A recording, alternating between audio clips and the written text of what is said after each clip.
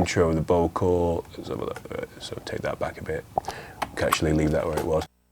Subatomic life, subatomic life. Okay, so we're going to now go to the mixer. Let's start with the mid vocal. Oh, let's start with the low vocal. Now, what we're going to do is now do the panning side of it. If you think about a vocal, again, in the frequency range, and you can also think about a vocal in terms of a space. Somebody stood, people stood in a room, like a choir in a room.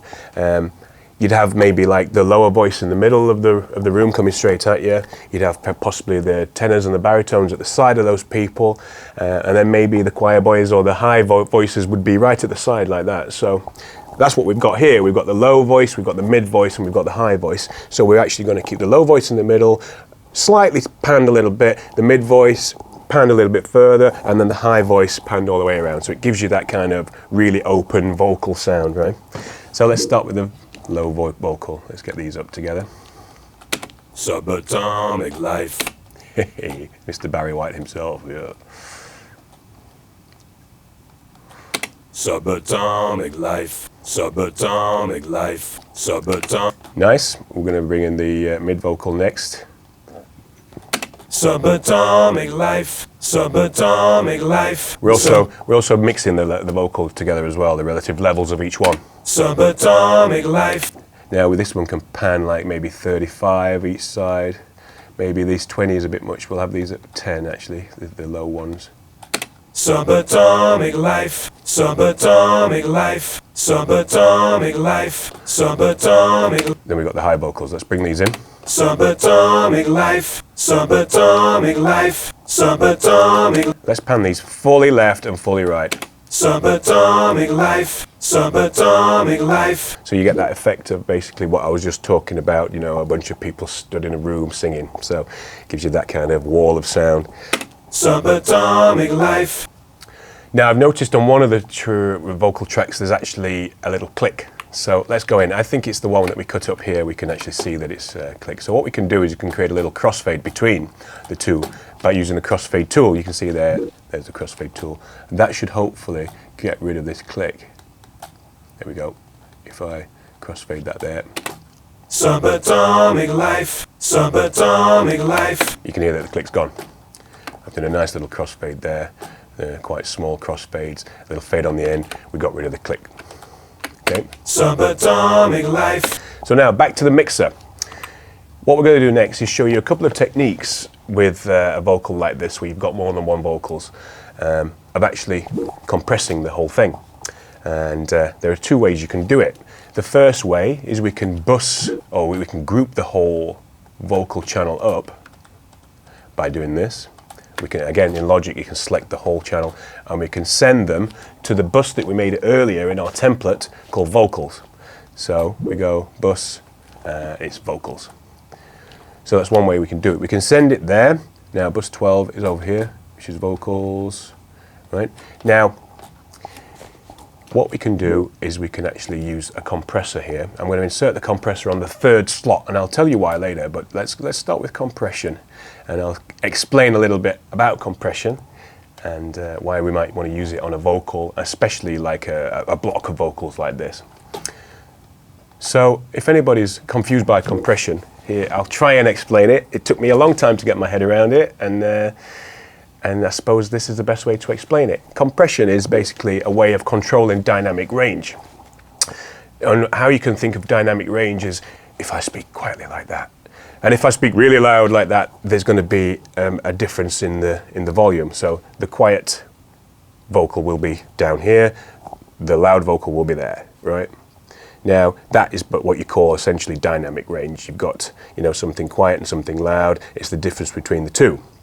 Sometimes with a vocal, what you want to do is you want to control that dynamic range and make the softer ones louder and the louder ones quieter. So basically evening out the level of the vocal. Say for instance you're watching a movie, you don't want to be having to stretch to hear like what the guy's saying. It's kind of evened out, it's leveled out for you, And also with vocals, some vocalists may sing loud, really quiet passages, and then really loud passages. What you want to do is basically be able to control that, so you're not all of a sudden jumping out of your seat when they start singing loud.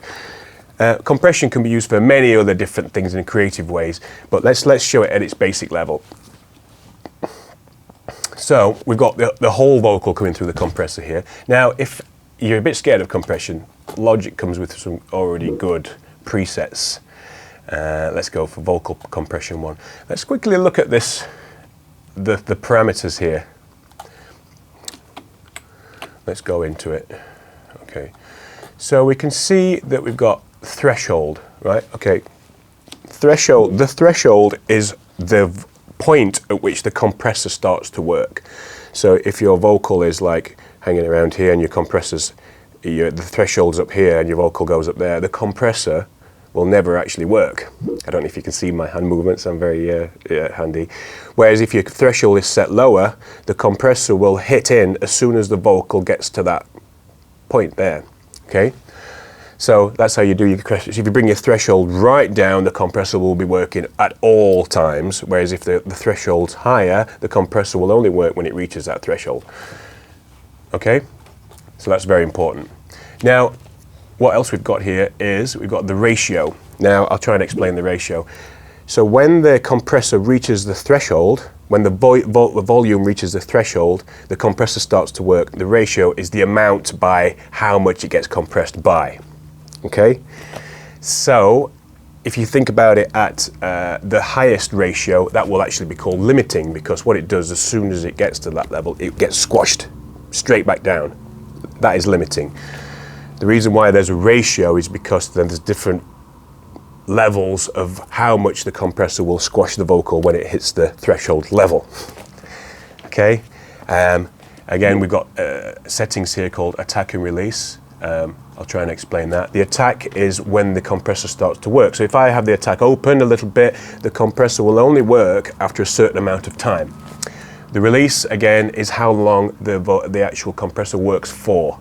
So, and we can mess around with this and see what kind of different things. Also, what else we got there? We've got gain. Now, what happens when the vocal reaches when the volume reaches the threshold is that the compressor turns the volume down. So you're actually getting what you call gain reduction. What you need to do is compensate for that by actually putting some extra gain on there. So, and you can see how much gain reduction you've got by looking at this meter here. So let's just play it and see what it sounds like. Subatomic life. So already you can see we've got 10 dBs of gain reduction, which is quite high. Subatomic life, subatomic life, subatomic life, subatomic life. Subatomic life, subatomic. You can hear how the compressor's making the whole thing sit together better, and it's getting a bit of a fatter sound. So let's turn up the gain a little bit. Subatomic life, subatomic life, subatomic. So let's mess with the release. Now the release here, it's actually compressing every single syllable or every single word. If we move the release up a bit, it will just... Subatomic life, subatomic life. You get less of a pumping effect. Subatomic life, subatomic life, subatomic life, I think it's actually quite nice with the sort of mid-release. Let's leave it around about 200 milliseconds. Subatomic life. Now this auto button actually does it automatically for you. Subatomic life, subatomic. I don't like that, I prefer the manual release. Subatomic life, subatomic life, subatomic life, subatomic life, subatomic life, subatomic life, subatomic life. That's bypassed. Subatomic life, subatomic life, subatomic life, subatomic life. You can feel that that's bringing everything together. It's also making it a little bit louder, but it's bringing it all together and making it sit as one piece as opposed to 6 different voices individually. Okay, so another thing we can do as well, you can hear there's actually sibilant frequencies. Sibilant frequencies are those kind of things. So what's good is if we can actually de-ess those out first, then Logic comes with a de-esser. I have to say it's not the best de-esser, and I prefer de-essers such as the Waves de-esser. That's my favorite, but I don't think we have that here, so we'll just show you the Logic one. So let's have a Subatomic life, subatomic life. Let's turn this vocal down. We see we're heavily clipping as well.